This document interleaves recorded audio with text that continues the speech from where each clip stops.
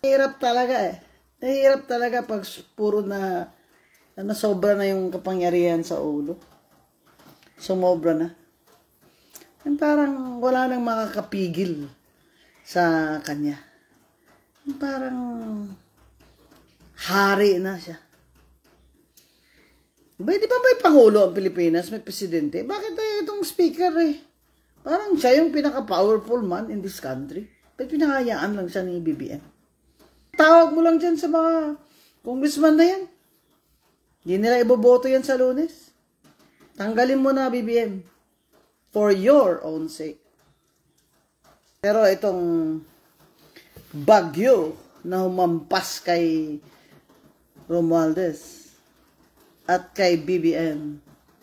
Bang klaseng bagyo ito dahil Supreme Court na talaga ang humampas sa kanila. Kaya siguro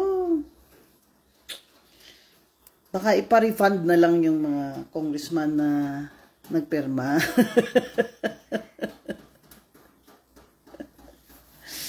Yan kasi, tinanong kayo ng Supreme Court, nabasa ba lang lahat ng congressman at congresswoman ang impeachment complaint na yan na inakyat doon sa Senado? Pang-apat yan eh, na complaint ang inakyat nila. Ano ang nangyari doon sa tatlo?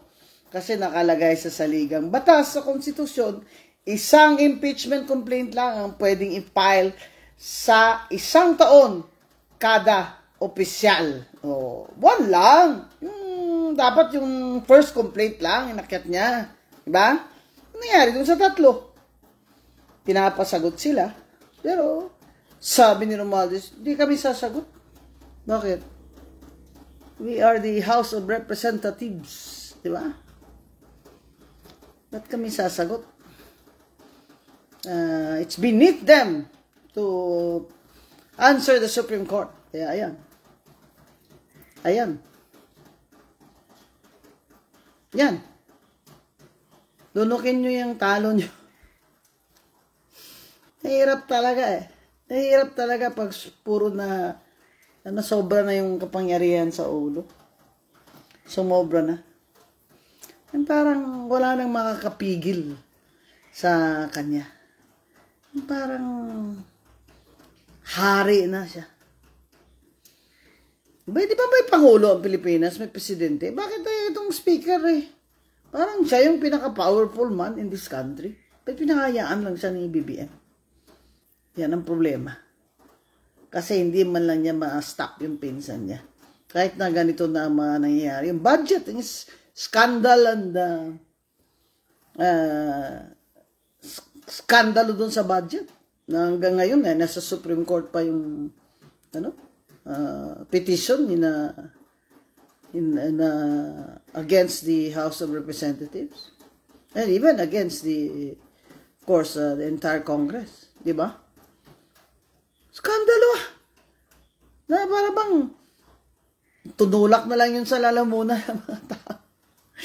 Wala, parang sinasabi lang, wala kaming ano dyan. Anong delikadesa? Wala yan. Wala yan. Basta importante, hawak natin yung pera. Yun ang pamigay natin, lalo na at magkakampanya na. Yun. Kaya po yun talaga. Ang napakalaking problema ni BBM ay ang pinsan niya. Kaya BBM, tanggalin mo na yung pinsan mo, speaker. Tanggalin mo na yan. Yan ang nakakasama ng image mo. Paano ka babawi niyan? 3 years na. Siya pa rin ang gagawin mong speaker dyan.